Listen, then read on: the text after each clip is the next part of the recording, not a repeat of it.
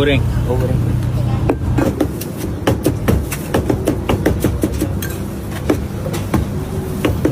Okay, kita ada cucuk toge separuh, bobola udang, telur separuh.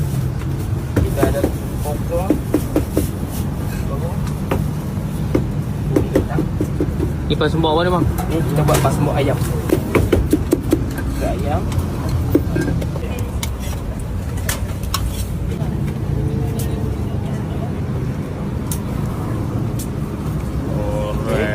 Kalau macam ni pasembok ayam RM12.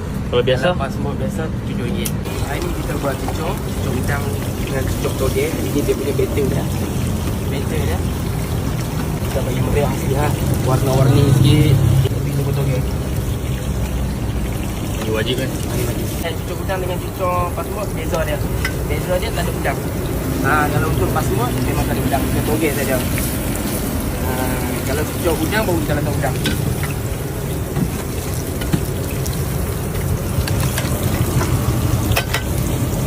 Cucuk udang. Ni cucuk udang. Tengok pasti.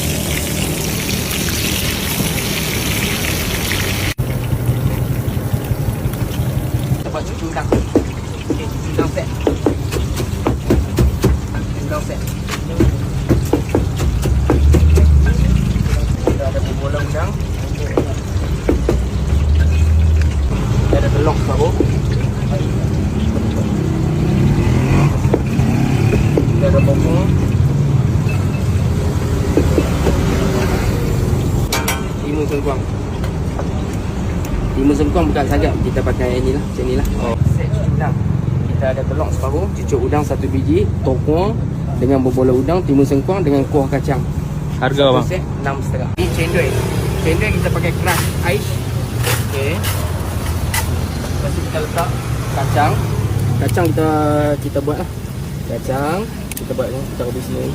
Cuma kacang kita beli dekat pasar. Tanamnya tidak. Okey, cendol. Letak garam sikit. Ini dia punya kejadiannya lah. Okay, siap bang. Okay, baik. Harganya? Harga 3,5. Stop sampai 12,5 sampai habis. Jumaat dengan Ahad kita tutup. Hari Sabtu kita buka. Selalunya orang order pasembok ayam, pasembok sotong dengan pasembok kahwin.